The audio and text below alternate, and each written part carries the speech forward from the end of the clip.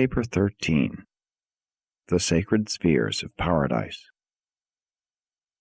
Between the central Isle of Paradise and the innermost of the Havona planetary circuits, there are situated in space 3 lesser circuits of special spheres. The innermost circuit consists of the 7 secret spheres of the Universal Father. The second group is composed of the 7 luminous worlds of the Eternal Sun. In the outermost are the 7 immense spheres of the Infinite Spirit, the executive headquarters worlds of the 7 Master Spirits. These 3 7-world circuits of the Father, the Son, and the Spirit are spheres of unexcelled grandeur and unimagined glory. Even their material or physical construction is of an order unrevealed to you. Each circuit is diverse in material, and each world of each circuit is different excepting the 7 worlds of the Sun, which are alike in physical constitution. All 21 are enormous spheres, and each group of 7 is differently eternalized. As far as we know, they have always been. Like Paradise, they are eternal. There exists neither record nor tradition of their origin. The 7 secret spheres of the Universal Father, circulating about Paradise in close proximity to the Eternal Isle, are highly reflective of the spiritual luminosity of the central shining of the eternal deities, shedding this light of divine glory throughout Paradise and even upon the 7 circuits of Havona. On the 7 sacred worlds of the Eternal Sun, there appear to take origin the impersonal energies of spirit luminosity. No personal being may sojourn on any of these 7 shining realms. With spiritual glory they illuminate all Paradise and Havona, and they directionize pure spirit luminosity to the 7 superuniverses.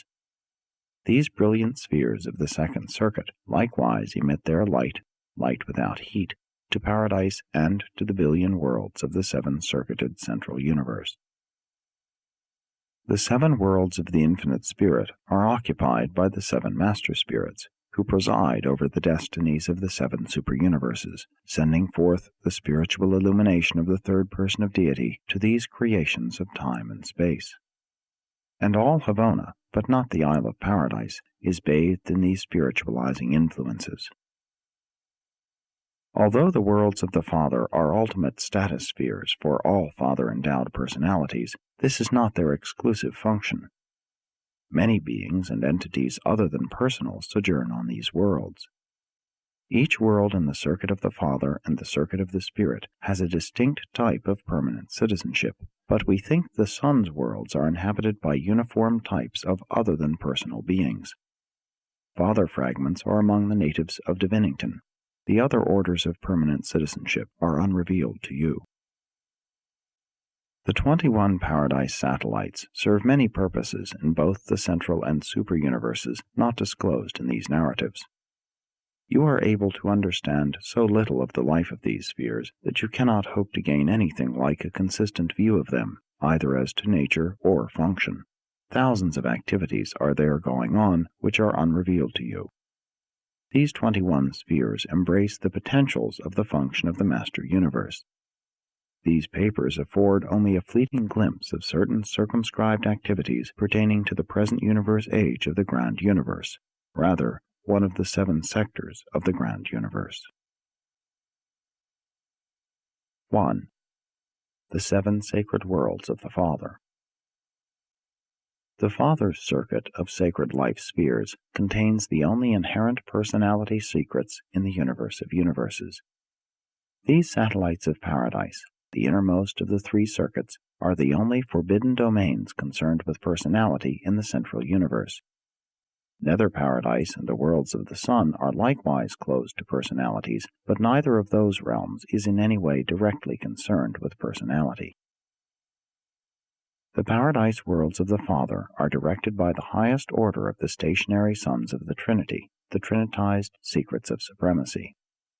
Of these worlds I can tell little. Of their manifold activities I may tell less. Such information concerns only those beings who function thereon and go forth therefrom. And though I am somewhat familiar with 6 of these special worlds, never have I landed on Divinington.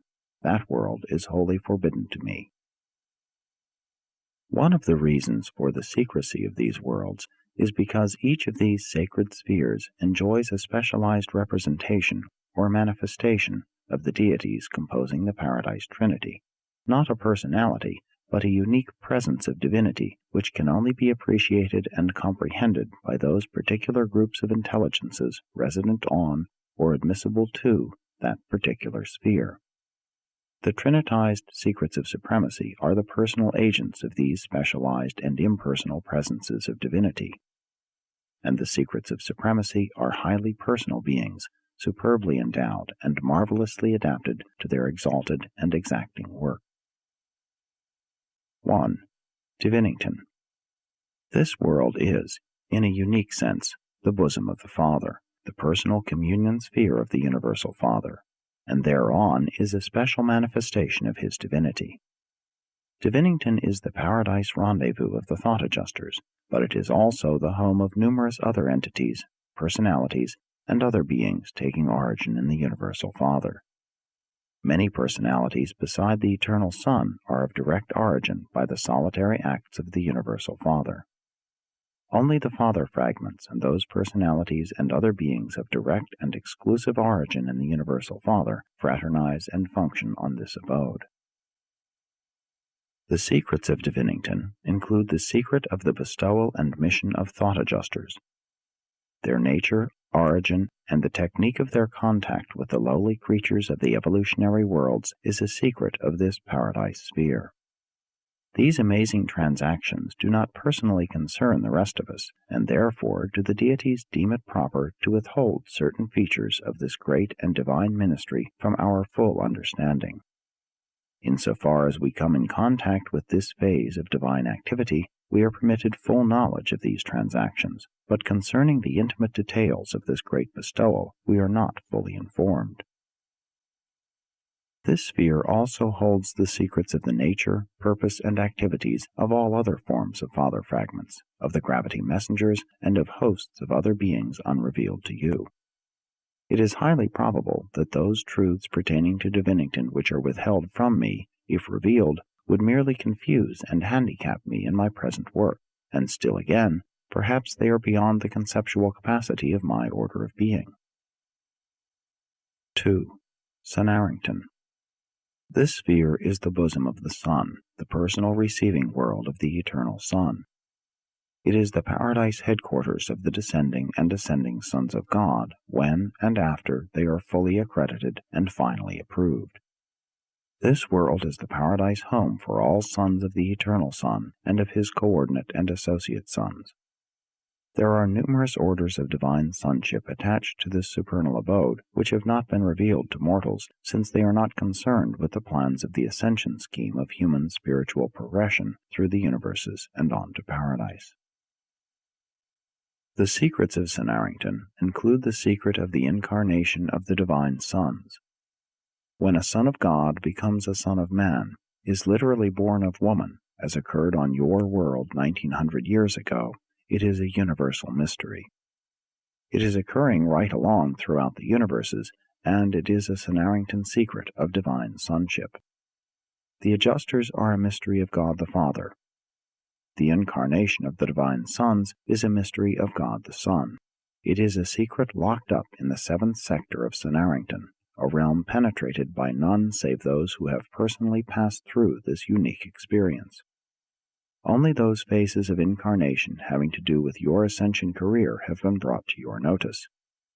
There are many other phases of the mystery of the incarnation of the Paradise Sons of unrevealed types on missions of universe service which are undisclosed to you, and there are still other Sonarrington mysteries.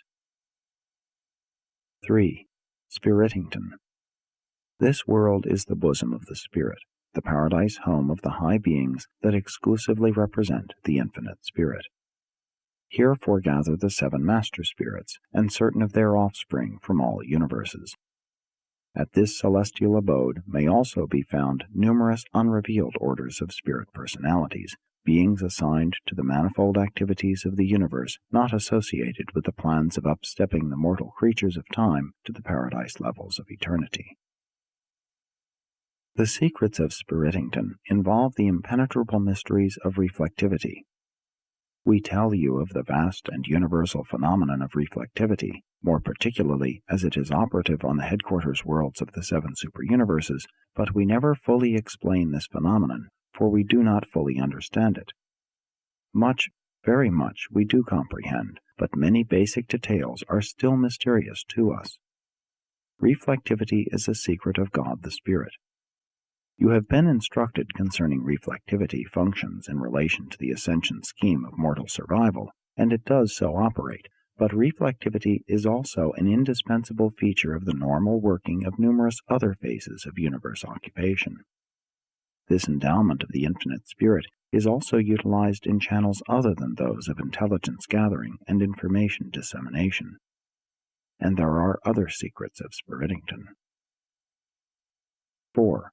Vicegerrington. This planet is the bosom of the Father and the Son, and is the secret sphere of certain unrevealed beings who take origin by the acts of the Father and the Son.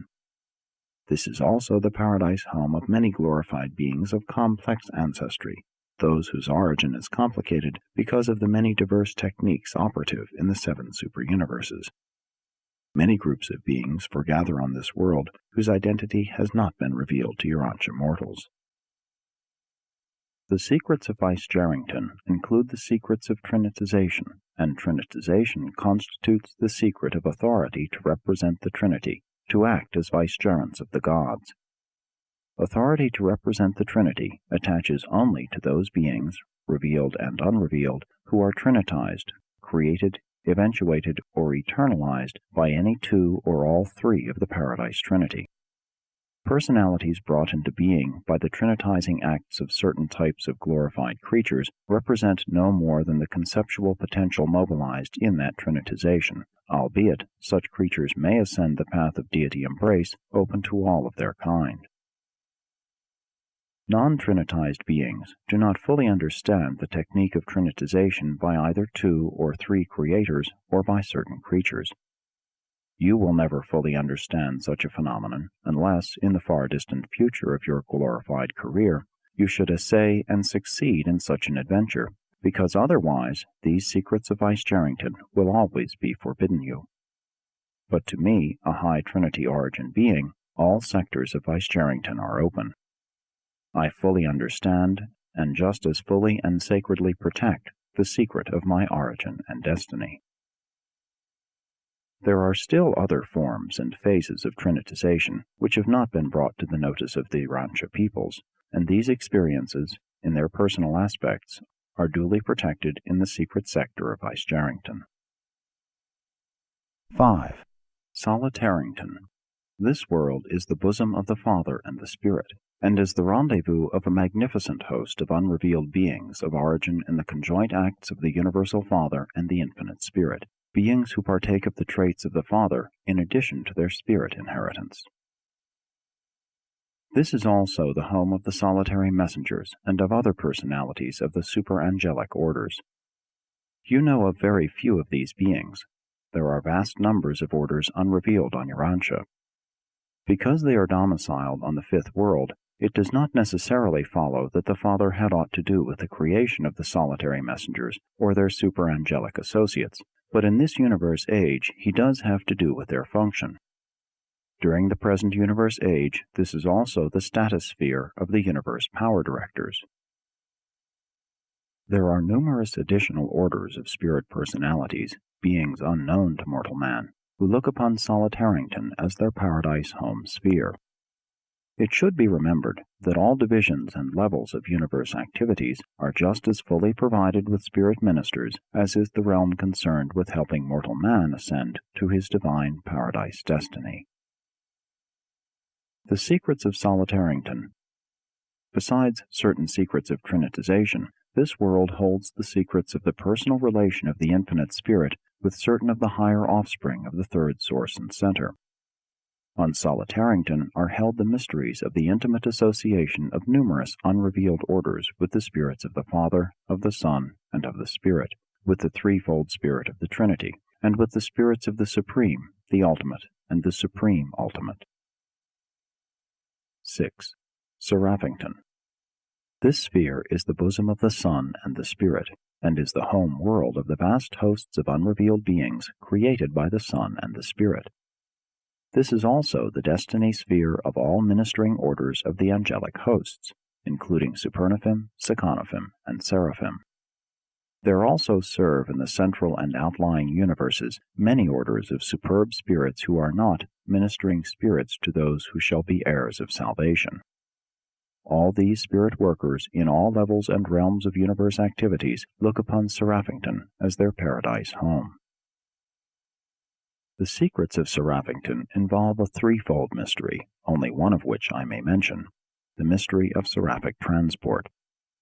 The ability of various orders of seraphim and allied spirit beings to envelop within their spirit forms all orders of non-material personalities and to carry them away on lengthy interplanetary journeys is a secret locked up in the sacred sectors of Seraphington.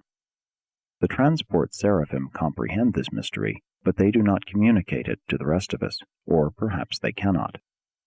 The other mysteries of Seraphington pertain to the personal experiences of types of spirit servers as yet not revealed to mortals. And we refrain from discussing the secrets of such closely related beings because you can almost comprehend such near orders of existence, and it would be akin to betrayal of trust to present even our partial knowledge of such phenomena. 7. Ascendington. This unique world is the bosom of the Father, Son, and Spirit, the rendezvous of the ascendant creatures of space, the receiving sphere of the pilgrims of time who are passing through the Havona universe on their way to paradise. Ascendington is the actual paradise home of the ascendant souls of time and space until they attain paradise status. You mortals will spend most of your Havona vacations on Ascendington. During your Havona life, Ascendington will be to you what the reversion directors were during the local and superuniverse ascension. Here you will engage in thousands of activities which are beyond the grasp of mortal imagination. And as on every previous advance in the Godward ascent, your human self will here enter into new relationships with your divine self. The secrets of Ascendington include the mystery of the gradual and certain building up in the material and mortal mind of a spiritual and potentially immortal counterpart of character and identity. This phenomenon constitutes one of the most perplexing mysteries of the universes, the evolution of an immortal soul within the mind of a mortal and material creature. You will never fully understand this mysterious transaction until you reach Ascendington. And that is just why all Ascendington will be open to your wondering gaze. 1/7 of Ascendington is forbidden to me, that sector concerned with this very secret, which is, or will be, the exclusive experience and possession of your type of being. This experience belongs to your human order of existence. My order of personality is not directly concerned with such transactions. It is therefore forbidden to me and eventually revealed to you. But even after it is revealed to you, for some reason, it forever remains your secret. You do not reveal it to us, nor to any other order of beings. We know about the eternal fusion of a divine adjuster and an immortal soul of human origin, but the ascendant finaliters know this very experience as an absolute reality. 2. Father-world relationships. These home worlds of the diverse orders of spiritual beings are tremendous and stupendous spheres, and they are equal to paradise in their matchless beauty and superb glory. They are rendezvous worlds, reunion spheres, serving as permanent cosmic addresses. As finaliters, you will be domiciled on paradise, but Ascendington will be your home address at all times, even when you enter service in outer space. Through all eternity, you will regard Ascendington as your home of sentimental memories and reminiscent recollections. When you become seventh-stage spirit beings, possibly you will give up your residential status on paradise. If outer universes are in the making, if they are to be inhabited by time creatures of ascension potential, then we infer that these children of the future will also be destined to look upon Ascendington as their paradise home world. Ascendington is the only sacred sphere that will be unreservedly open to your inspection as a paradise arrival. Vicegerrington is the only sacred sphere that is wholly and unreservedly open to my scrutiny. Though its secrets are concerned in my origin, in this universe age, I do not regard Vicegerrington as my home. Trinity origin beings and Trinitized beings are not the same. The Trinity origin beings do not fully share the Father's worlds. They have their soul homes on the Isle of Paradise, in close proximity to the most holy sphere. They often appear on Ascendington, the bosom of the Father, Son, Spirit, where they fraternize with their brethren who have come up from the lowly worlds of space. You might assume that Creator sons, being of Father-Son origin, would regard Vicegerrington as their home, but such is not the case in this universe age of the function of God the Sevenfold. And there are many similar problems that will perplex you, for you are sure to encounter many difficulties as you attempt to understand these things which are so near paradise. Nor can you successfully reason out these questions. You know so little. And if you knew more about the Father's worlds, you would simply encounter more difficulties until you knew all about them. Status on any of these secret worlds is acquired by service as well as by nature of origin, and the successive universe ages may and do redistribute certain of these personality groupings. The worlds of the inner circuit are really fraternal or status worlds more than actual residential spheres. Mortals will attain some status on each of the Father's worlds save one. For example, when you mortals attain Havona, you are granted clearance for Ascendington, where you are most welcome, but you are not permitted to visit the other 6 sacred worlds. Subsequent to your passage through the Paradise regime, and after your admission to the core of the finality, you are granted clearance for Sonarrington, since you are sons of God as well as ascenders, and you are even more. But there will always remain 1/7 of Sonarrington, the sector of the incarnation secrets of the Divine Sons, which will not be open to your scrutiny. Never will those secrets be revealed to the ascendant sons of God. Eventually, you will have full access to Ascendington and relative access to the other spheres of the Father, except Divinington. But even when you are granted permission to land on 5 additional secret spheres, after you have become a finaliter, you will not be allowed to visit all sectors of such worlds. Nor will you be permitted to land on the shores of Divinington, the bosom of the Father, though you shall surely stand repeatedly at the right hand of the Father.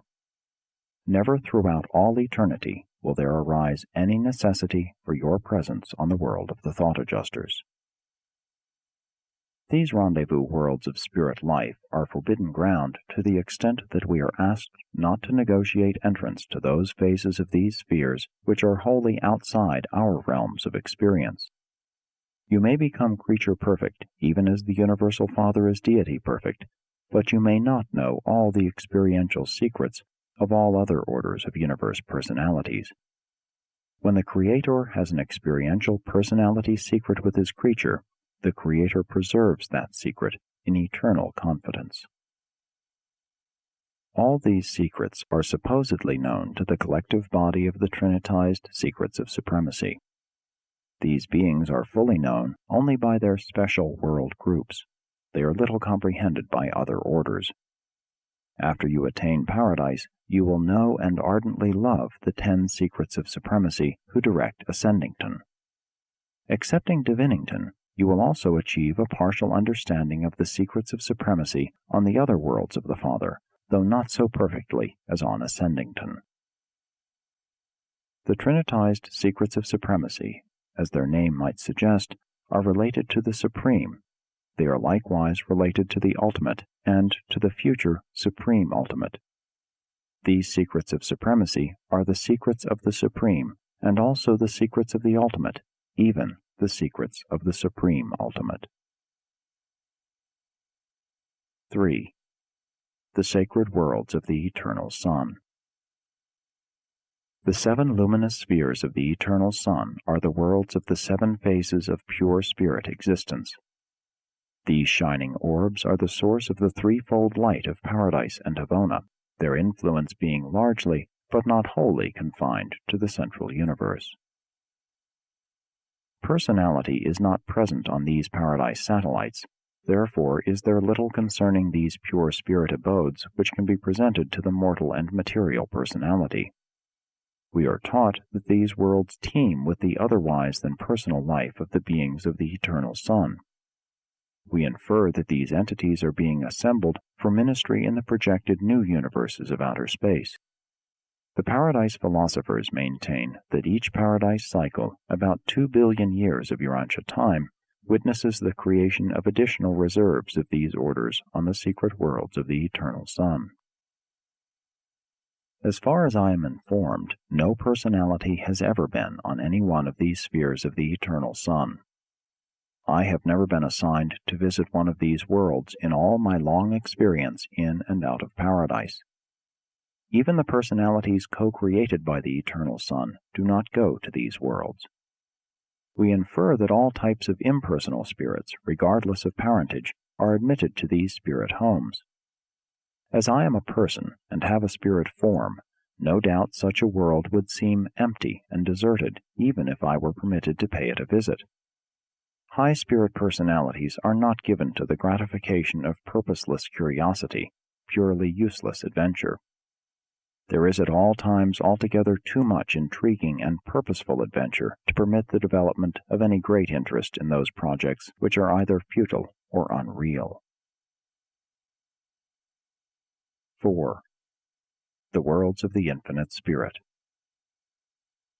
Between the inner circuit of Avona and the shining spheres of the eternal Sun, there circle the 7 orbs of the infinite spirit, worlds inhabited by the offspring of the infinite spirit, by the trinitized sons of glorified created personalities, and by other types of unrevealed beings concerned with the effective administration of the many enterprises of the various realms of universe activities. The 7 master spirits are the supreme and ultimate representatives of the infinite spirit. They maintain their personal stations, their power focuses, on the periphery of paradise, but all operations concerned with their management and direction of the grand universe are conducted on and from these 7 special executive spheres of the infinite spirit. The 7 master spirits are, in reality, the mind-spirit balance wheel of the universe of universes, an all-embracing, all-encompassing, and all-coordinating power of central location. From these 7 special spheres, the master spirits operate to equalize and stabilize the cosmic mind circuits of the grand universe. They also have to do with the differential spiritual attitude and presence of the deities throughout the grand universe. Physical reactions are uniform, unvarying, and always instantaneous and automatic. But experiential spiritual presence is in accordance with the underlying conditions or states of spiritual receptivity inherent in the individual minds of the realms. Physical authority, presence, and function are unvarying in all the universes, small or great. The differing factor in spiritual presence or reaction is the fluctuating differential in its recognition and reception by will creatures.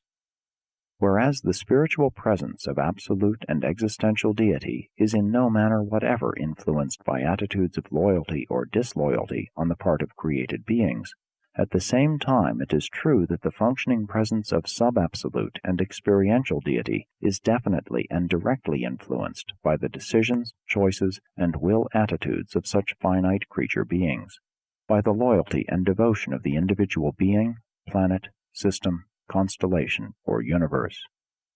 But this spiritual presence of divinity is not whimsical nor arbitrary. Its experiential variance is inherent in the free will endowment of personal creatures. The determiner of the differential of spiritual presence exists in your own hearts and minds, and consists in the manner of your own choosing, in the decisions of your minds, and in the determination of your own wills. This differential is inherent in the free will reactions of intelligent personal beings, beings whom the Universal Father has ordained shall exercise this liberty of choosing. And the deities are ever true to the ebb and flow of their spirits in meeting and satisfying the conditions and demands of this differential of creature choice, now bestowing more of their presence in response to a sincere desire for the same, and again withdrawing themselves from the scene as their creatures decide adversely in the exercise of their divinely bestowed freedom of choice. And thus does the spirit of divinity become humbly obedient to the choosing of the creatures of the realms. The executive abodes of the seven master spirits are, in reality, the paradise headquarters of the seven superuniverses and their correlated segments in outer space. Each master spirit presides over one superuniverse, and each of these seven worlds is exclusively assigned to one of the master spirits. There is literally no phase of the sub-paradise administration of the seven superuniverses which is not provided for on these executive worlds. They are not so exclusive as the spheres of the Father or those of the Son, and though residential status is limited to native beings and those who work thereon, these seven administrative planets are always open to all beings who desire to visit them and who can command the necessary means of transit. To me, these executive worlds are the most interesting and intriguing spots outside of paradise. In no other place in the wide universe can one observe such varied activities involving so many different orders of living beings, having to do with operations on so many diverse levels, occupations at once material, intellectual, and spiritual. When I am accorded a period of release from assignment, if I chance to be on Paradise or in Havona, I usually proceed to one of these busy worlds of the seven master spirits, there to inspire my mind with such spectacles of enterprise, devotion, loyalty, wisdom, and effectiveness. Nowhere else can I observe such an amazing interassociation of personality performances on all seven levels of universe reality. And I am always stimulated by the activities of those who well know how to do their work and who so thoroughly enjoy doing it. Presented by a perfecter of wisdom, commissioned thus to function by the Ancients of Days on Uversa.